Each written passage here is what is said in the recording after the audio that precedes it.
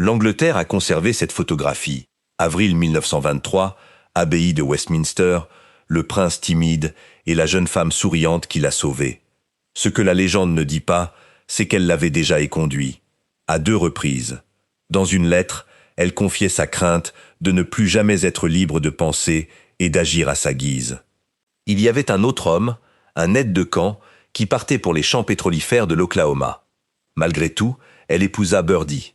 Elle lui survécut 50 ans, et vers la fin, c'est elle qui décida quelles lettres seraient conservées, lesquelles seraient brûlées, et quelle version de ce mariage serait autorisée à l'Angleterre. Tout a commencé à Glamis. Elle a eu 14 ans le 4 août 1914. Ce jour-là, l'Angleterre entrait en guerre contre l'Allemagne. Une coïncidence qu'un biographe aurait pu inventer si elle n'était pas réelle. En seulement 4 mois, le château de son père, dans l'Angus, avait été transformé en hôpital de convalescence, et la 9e, d'une fratrie de 10 enfants, s'est retrouvée à exercer un métier pour lequel personne ne l'avait préparée. Trop jeune pour être infirmière, elle faisait tout le reste. Écrire des lettres aux soldats qui ne savaient pas tenir une plume, faire des courses pour leur procurer des cigarettes et du tabac, jouer aux cartes, rester avec eux, apprendre leur nom.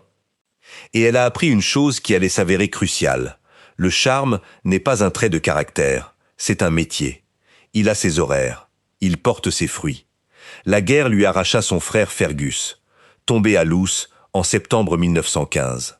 Marié depuis un peu plus d'1 an, il était rentré en permission quelques jours auparavant. Un autre frère, Michael, fut présumé mort en 1917. La famille découvrit plus tard qu'il était prisonnier de guerre. Ces 2 événements coexistent étrangement. Un frère disparu à jamais, un autre revenu d'entre les morts. Adolescente, elle vit sa mère faire face à ces 2 tragédies. En 1916, une partie de Glamis brûla. Élisabeth, âgée de 16 ans, appela les pompiers et organisa le sauvetage de ce qui pouvait l'être. D'après tous les témoignages qui nous sont parvenus, elle était la plus calme du groupe. Cette réputation, forgée très tôt, ne la quitta jamais, car elle lui fut d'une aide précieuse. Personne dans cette maisonnée ne l'avait préparée à ce qui allait suivre. Les Bowes-Lyon appartenaient à l'aristocratie écossaise, une famille ancienne et noble, mais pas à la royauté, et personne ne s'attendait à ce qu'une de leurs filles finisse par être apparentée à Buckingham Palace. Elle fit ses débuts dans la vie londonienne, à une époque où toute une génération de jeunes hommes avait disparu. Les prétendants l'entouraient, et de la vie générale, elle appréciait cela. Ils se rencontrèrent à l'été 1920, lors d'un bal à Londres pendant la semaine du Derby. Il s'agissait du prince Albert, second fils de George V, duc d'York, âgé de 24 ans, souffrant d'un bégaiement qui avait déjoué tous les spécialistes consultés par sa famille, et d'un tempérament que ses proches qualifiaient d'un mot familier, réservé à ses accès de colère. Il n'était pas le frère brillant. Ce titre revenait à Édouard, prince de Galles, celui qui suivait la presse et vénérait l'Empire. Birdie était 2e dans l'ordre de succession, la cadette, et tout le monde, lui y compris, le savait. Il décida presque aussitôt qu'il voulait l'épouser. Elle fréquentait un autre homme. James Stuart était le 3e fils du comte de Moray, un officier décoré et, comble de l'ironie, l'aide de camp de Birdie. Il travaillait pour l'homme qui courtisait la femme qu'il courtisait lui-même. Les lettres d'Élisabeth et ses souvenirs ultérieurs ne laissent guère de doute quant à la gravité de cette relation. Début 1921, Birdie lui déclara ses sentiments. Plusieurs témoignages affirment que la première approche se fit par l'intermédiaire d'un tiers plutôt qu'en personne, ce qui en dit long sur le courage d'un jeune homme de 25 ans. Elle le repoussa. Dans une lettre de mars, elle écrivit qu'elle était attristée à l'idée de le voir, qu'elle craignait de le rendre malheureux, et lui demanda s'ils pouvaient rester amis. Ce qu'elle confia en privé sur sa vie réelle était encore plus direct. Elle craignait de ne plus jamais être libre de penser, de parler et d'agir comme elle l'entendait. Il est important de le répéter, car c'est ce qui se rapproche le plus de sa véritable objection. Ce n'était pas lui qui l'intimidait, c'était l'institution qui le soutenait, et elle avait de bonnes raisons de la craindre. Birdie avait déclaré à sa mère qu'elle n'épouserait personne d'autre. La reine Marie effectua alors une visite qui semblait être de courtoisie, mais qui s'apparentait davantage à une inspection. À l'automne 1921, elle se rendit à Glamis. La mère d'Élisabeth étant malade, la jeune fille de 19 ans reçut seule la reine d'Angleterre. Mary revint convaincue, selon sa dame d'honneur, Mabel, comtesse d'Herly, que Birdie était la seule capable de la rendre heureuse. Herly affirme d'ailleurs avoir décidé de ne pas intervenir. C'est là que l'histoire devient intéressante. En janvier 1922, James Stewart embarqua pour New York afin d'occuper un poste dans l'industrie pétrolière américaine. L'offre lui avait été faite par Sir Sidney Greville, un courtisan de longue date dont la sœur était dame d'honneur de la reine Mary. Stewart partit pour l'Oklahoma. Son rival quitta le pays grâce à un emploi obtenu par le biais du cercle social de la reine. Des décennies plus tard, devenu vicomte, Stewart affirma ce que tout le monde soupçonnait, que la reine Marie l'avait mise à l'écart. William Shawcross, biographe officiel d'Élisabeth, ayant accès aux archives royales, ne trouva aucune preuve documentaire de cela. Ce qui fut consigné, en revanche, est plus étrange et plus humain. George VI confia des années plus tard, à sa plus jeune fille, Margaret, que sa mère avait été sur le point d'épouser James Stewart, mais que celui-ci était parti à l'étranger. Le mari lui-même le savait, et il le révéla à sa fille sans ambages. Le rival a-t-il été envoyé travailler dans les champs pétrolifères, ou s'agissait-il simplement d'un fils cadet ambitieux qui a saisi l'opportunité d'un emploi mieux rémunéré? Les historiens restent partagés, et les archives du palais ne constituent pas un témoignage neutre des agissements de ce dernier. Gardez cela à l'esprit. La question ressurgit à la fin du récit sous un jour bien plus sombre. Birdie la demanda à nouveau en mariage le 7 mars 1922, une semaine après avoir été demoiselle d'honneur au mariage de sa sœur. Elle refusa encore. Imaginez ce que signifiait un deuxième refus en 1922. Personne ne disait non 2 fois à cette famille. Elle si, et elle s'en sortit socialement, et il continua de lui écrire. Le 13 janvier 1923, alors qu'il se promenait dans le jardin de St. Paul's Waldenbury, la demeure familiale dans le Hertfordshire, elle accepta. Son télégramme à ses parents disait « D'accord, Birdie. » 3 mots. Il essayait depuis 2 ans. Pourquoi avait-elle changé d'avis? La vérité, c'est que nous n'en savons rien. Et quiconque prétend le savoir raconte des histoires. Ce qui est clair, en revanche, c'est la pression croissante. Une mère malade, un prétendant persistant, une reine qui avait donné sa bénédiction, une rivale sur un autre continent, et une jeune femme de 22 ans qui voyait ses contemporaines se marier. Les lettres témoignent aussi d'une affection sincère. Elle tenait à lui. De l'affection, de l'épuisement et un choix de plus en plus restreint. Voilà comment commence tant de mariages, réels ou non. Les fiançailles furent annoncées le 16 janvier.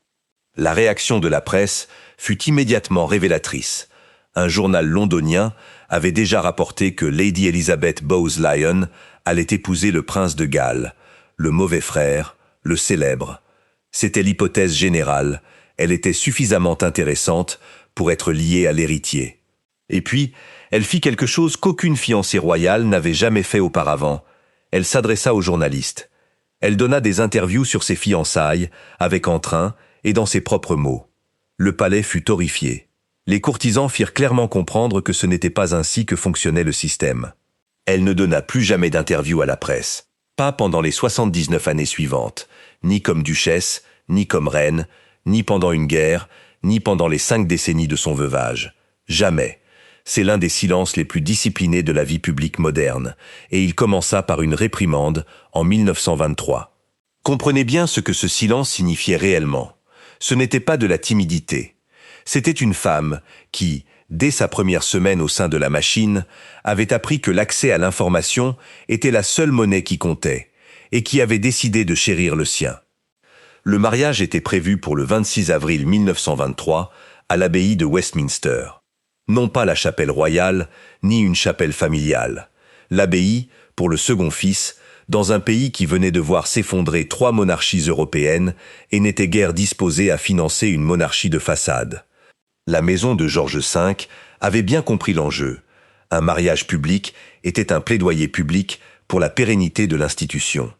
Elle portait une robe en mousseline ivoire et moire, signée Madame Handley Seymour, et un voile de dentelle emprunté à sa belle-mère. La BBC demanda à retransmettre la cérémonie. Le chapitre de l'abbaye refusa, arguant que les hommes pourraient l'écouter dans les pubs sans se découvrir. Autrement dit, le palais organisait un grand spectacle tout en empêchant le peuple d'y assister.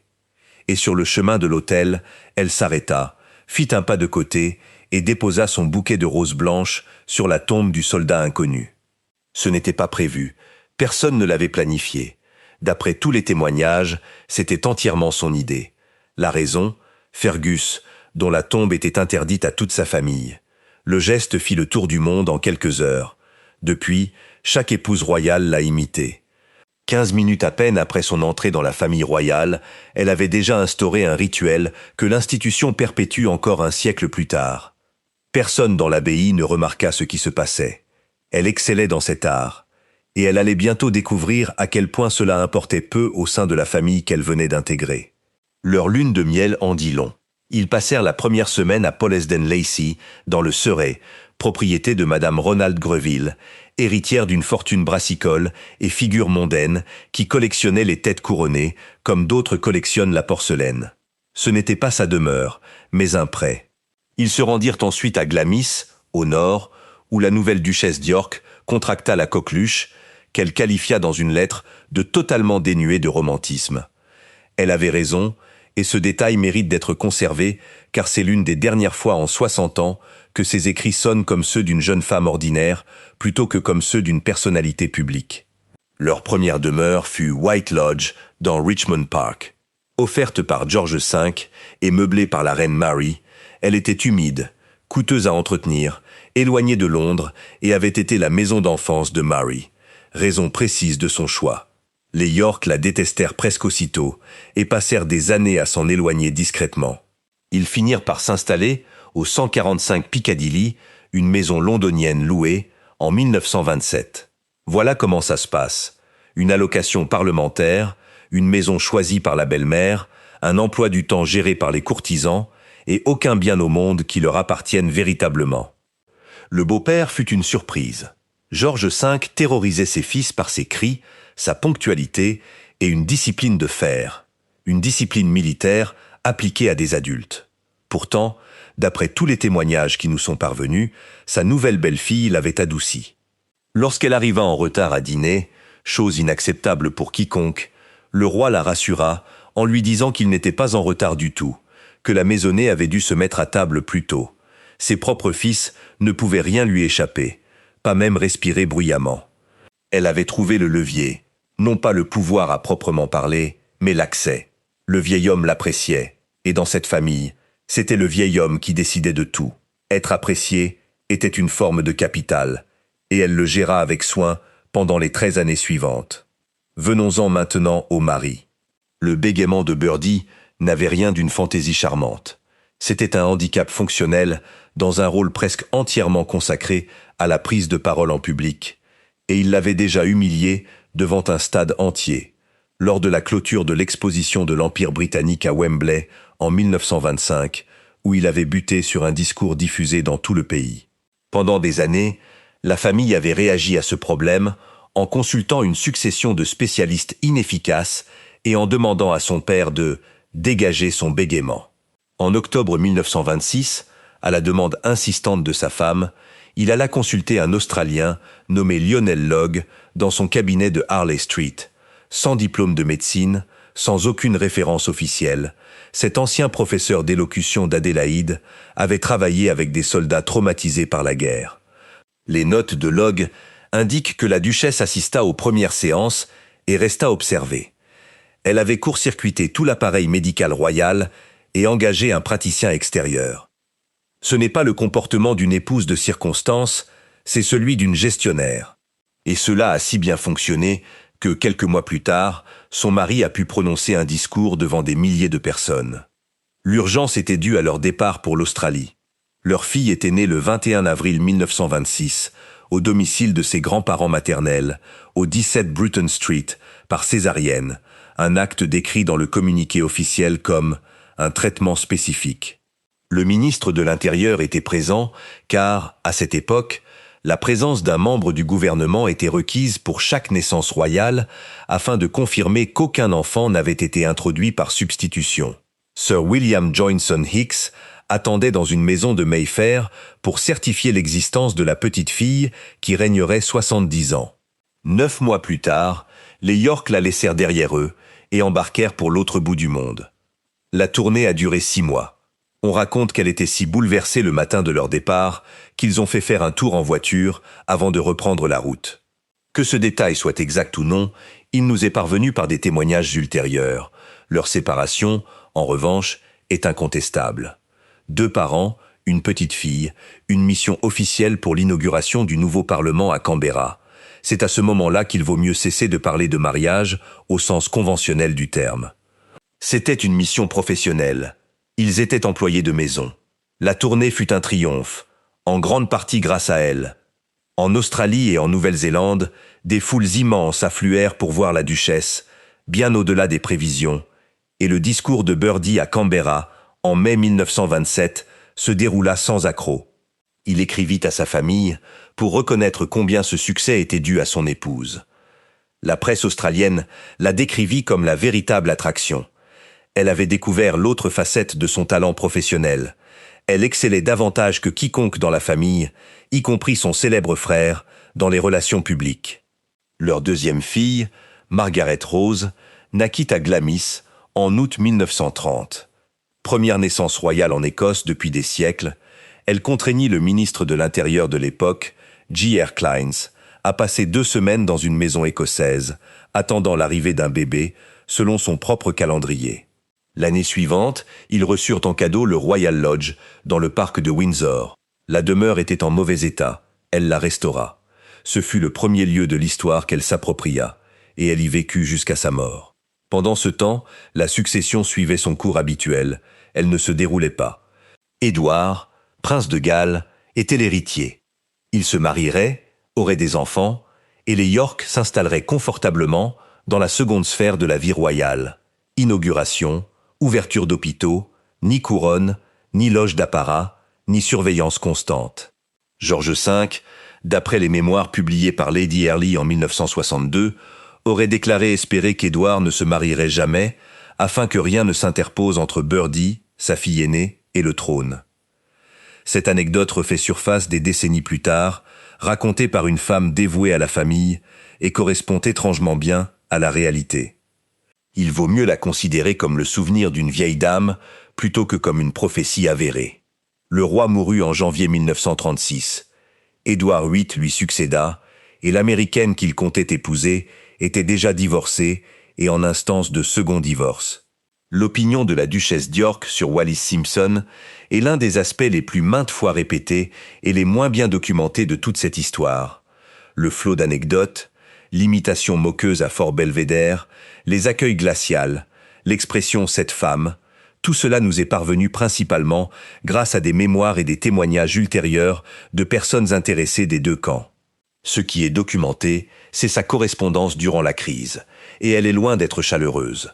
Elle considérait la situation comme une catastrophe imposée à son mari par l'intérêt personnel de son frère, et rien, au cours des 66 années suivantes, ne laisse penser qu'elle ait changé d'avis. Voici le détail que les adaptations omettent systématiquement. Durant les jours décisifs de la crise d'abdication, en décembre 1936, elle était alitée, souffrant de la grippe, au 145 Piccadilly. Les 2 semaines les plus cruciales de sa vie, celle qui allait faire de son mari le roi et de sa fille aînée l'héritière, et elle était malade, pratiquement hors jeu. Elle n'a pas pu le supporter. Pour une femme dont toute la méthode reposait sur la gestion, cela mérite d'être pris en considération. Édouard Ier abdiqua le 10 décembre. Birdie devint George VI le lendemain, reprenant le nom de son père pour assurer la continuité, et conserva la date du couronnement déjà réservée par son frère, le 12 mai 1937. Les mêmes invitations, un autre roi. Elle fut couronnée à ses côtés. Le duc de Windsor assista à l'événement depuis la France, où il épousa Wallis en juin. Commença alors la paix négociée, qui fut tout sauf pacifique. Le 27 mai 1937, des lettres patentes furent émises accordant au duc de Windsor le titre d'Altesse royale et le refusant explicitement à son épouse et à ses descendants. Juridiquement, c'était une erreur. Symboliquement, une porte se fermait. Le duc qualifia cette décision de mesquine et ne s'en remit jamais. Il consacra le reste de sa vie à obtenir ce titre pour son épouse, comme d'autres hommes engagent des procédures judiciaires. L'argent se révéla encore plus sordide. Lors de l'accord d'abdication, Édouard VIII avait plaidé la pauvreté. Son frère découvrit plus tard qu'il était bien mieux loti qu'il ne l'avait laissé entendre. L'ancien roi avait falsifié ses finances auprès du souverain régnant. Cette découverte empoisonna le peu d'affection fraternelle qui subsistait entre eux. Puis commencèrent les appels téléphoniques. D'Autriche, de France, Édouard n'arrêtait pas d'appeler le nouveau roi pour lui prodiguer des conseils sur la manière d'exercer les fonctions de la charge qu'il avait lui-même abandonnée. Finalement, les appels cessèrent. Son biographe officiel, Philippe Ziegler, ayant accès aux archives royales, le relate clairement, et cela demeure l'un des détails les plus étranges de l'époque. Un homme qui avait abdiqué et qui appelait son frère, contraint d'occuper le trône, pour lui expliquer comment gouverner. Elle observa son mari absorber tout cela tout en apprenant un métier pour lequel il n'avait jamais été formé, avec un défaut d'élocution, l'année même où l'Europe commençait à sombrer dans le chaos. Ce qui nous amène au balcon et à la partie de son histoire que ses admirateurs préfèrent taire. Le 30 septembre 1938, Neville Chamberlain revint de Munich avec un accord et un document signé. Avant même qu'il ne se soit présenté au Parlement, avant que l'Assemblée élue n'ait entendu un seul mot, le roi et la reine l'escortèrent sur le balcon du palais de Buckingham, où la foule l'acclama. Un tel événement était inédit. Une monarchie constitutionnelle apportant son soutien ostensible à la politique controversée d'un Premier ministre devant tout le pays, avant même tout débat.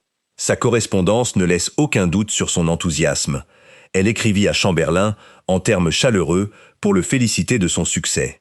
Moins d'un an plus tard, cette politique était réduite à néant, et le couple qui avait salué la foule depuis ce balcon s'apprêtait à être photographié au milieu de rues bombardées, symbole d'une nation refusant tout compromis.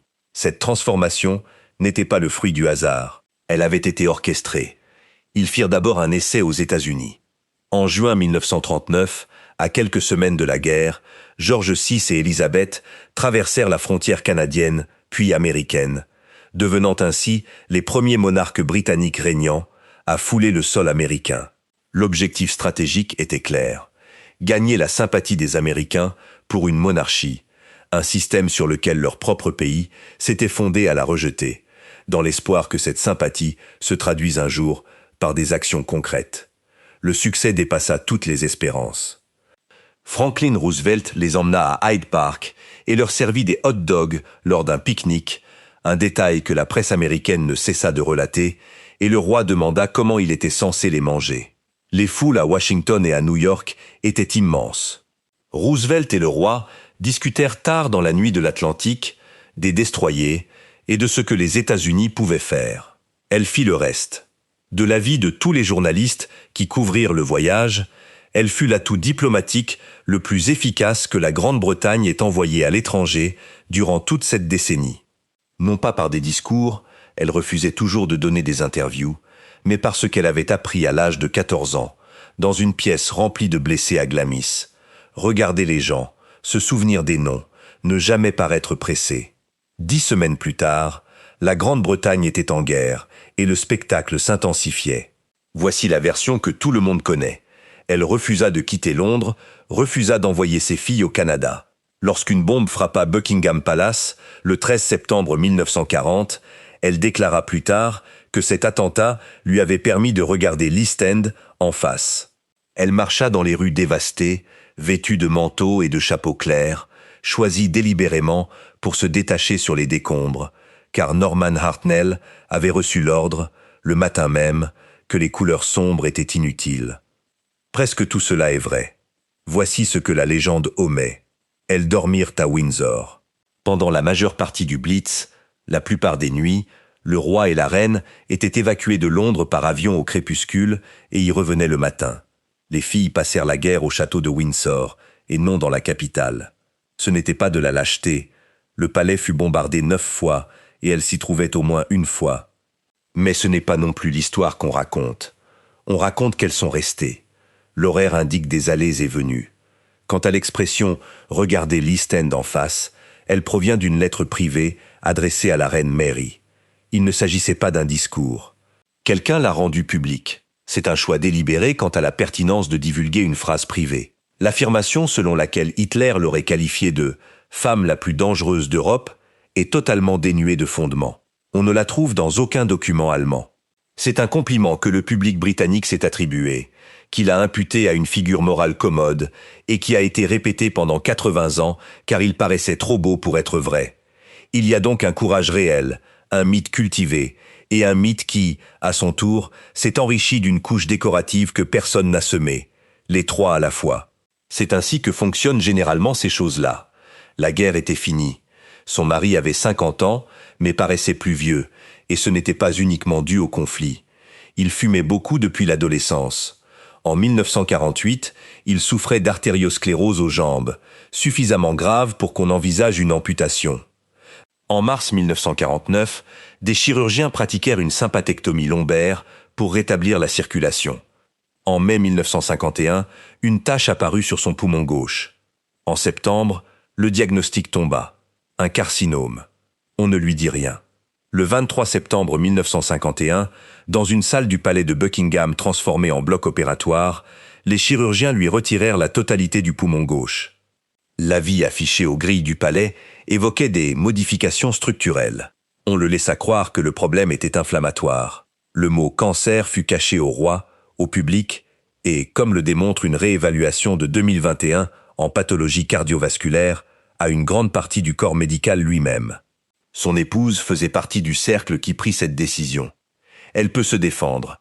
À l'époque, la pratique médicale courante consistait à protéger les patients d'un diagnostic terminal, et elle a suivi les instructions des médecins. Rien ne permet de douter qu'elle croyait le protéger. Mais, abstraction faite des conventions de l'époque, voici ce qui s'est passé. Un homme s'est entendu raconter une histoire sur son propre corps par ses proches, une histoire fausse, et il est mort de l'intérieur. Pendant 28 ans, elle a géré ce que le public pouvait savoir de son mari. Finalement, elle a géré ce que son mari pouvait savoir de lui-même. Le 31 janvier 1952, il se tenait sur le tarmac de l'aéroport de Londres, chapeau bas, bravant le vent, pour dire au revoir à sa fille aînée qui partait pour le Kenya. Il paraissait visiblement malade. Les photographies sont difficiles à regarder, et tous ceux qui les ont vues à l'époque ont compris ce qu'ils voyaient, sauf peut-être lui. Il est mort dans son sommeil, à Sandringham, le 6 février. Thrombose coronarienne, 56 ans. Elle avait 51 ans et était devenue, en quelque sorte, superflue. C'est là que l'histoire cesse d'être celle d'un mariage pour devenir celle d'une veuve confrontée à 50 années de vie. Les premiers mois furent si difficiles que, selon la légende, on demanda l'intervention de Winston Churchill. Elle se retira en Écosse et, à l'extrémité nord du Caithness, sur la côte exposée face aux Orcades, elle aperçut les vestiges d'un château du XVIe siècle, Barrow-Gill, voué à la démolition. Elle l'acheta en 1952 et consacra 3 ans à sa restauration. Elle le rebaptisa Château de Mai. C'était sa première propriété, ni un héritage, ni une donation royale, ni un bien lié à une quelconque fonction. La sienne, acquise de ses propres deniers, à 900 km de Londres, dans un lieu sans aucun lien avec la royauté. Elle s'y rendit chaque année, en août et en octobre, jusqu'à la fin de ses jours. 50 ans dans la demeure dont elle avait été privée pendant 3 décennies, acquise quelques mois seulement après le décès qui l'avait libérée. Il reprit ensuite le travail, et dès lors, le travail ne fut plus qu'un lointain souvenir. John Wheeler Bennett fut chargé d'écrire la biographie officielle de George VI, publiée en 1958, avec la pleine collaboration et sous la supervision de la famille. C'est un bon livre et un livre maîtrisé. Il a établi le récit qui a prévalu pendant un demi-siècle, celui du frère réticent et discipliné qui a accompli son devoir et qui a finalement succombé au poids d'une couronne qu'il n'a jamais désirée. Cela sous-entend que l'abdication avait un coupable, et que ce coupable avait un nom, et qu'il vivait encore en France avec une épouse américaine qui n'a jamais obtenu le titre de reine. Lorsque le duc de Windsor mourut en 1972 et que sa dépouille fut rapatriée, Élisabeth, alors reine-mère, marcha aux côtés de Wallis à Windsor.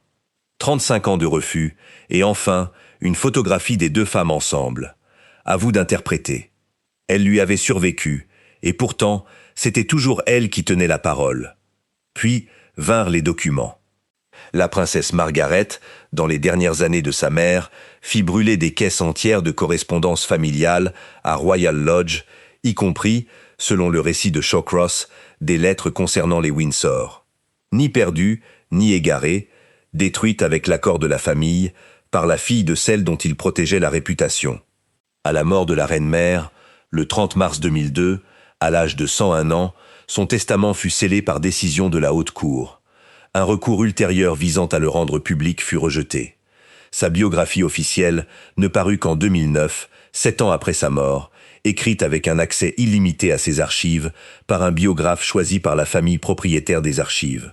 Elle avait reçu une leçon en 1923 sur le contrôle de l'information et elle passa les 79 années suivantes à l'appliquer avec une rigueur qui ferait pâlir n'importe quel gouvernement. Alors, regardez à nouveau cette photographie. Abbaye de Westminster, avril 1923. La jeune femme souriante et le prince timide. Le mythe était convaincant, car pour l'essentiel, il était vrai. Elle l'avait étudié. Il était devenu un roi inattendu, et elle était restée à ses côtés pendant la guerre.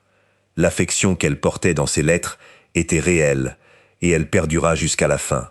Ce que la photographie ne montre pas, ce sont les deux négatifs. Le rival partant pour l'Oklahoma, la maison choisie par sa belle-mère, les 6 mois passés loin de leur fille nouveau-née, le balcon à Munich, les nuits à Windsor, et un homme mourant qui ignorait la cause de sa maladie.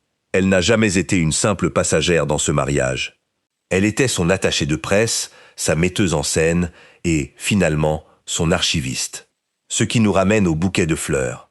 Elle le déposa sur la tombe du soldat inconnu, tombé à Loos, sans sépulture pour se recueillir. Un acte de deuil privé, accompli devant les caméras du monde entier et répété ensuite par chaque épouse royale pendant un siècle. Tel était le rituel, visible dès ses 15 premières minutes au sein de la famille royale, et personne ne s'en aperçut. L'Angleterre croit se souvenir d'une femme aimée. En réalité, elle se souvient d'une femme qui a décidé de ce dont on se souviendrait.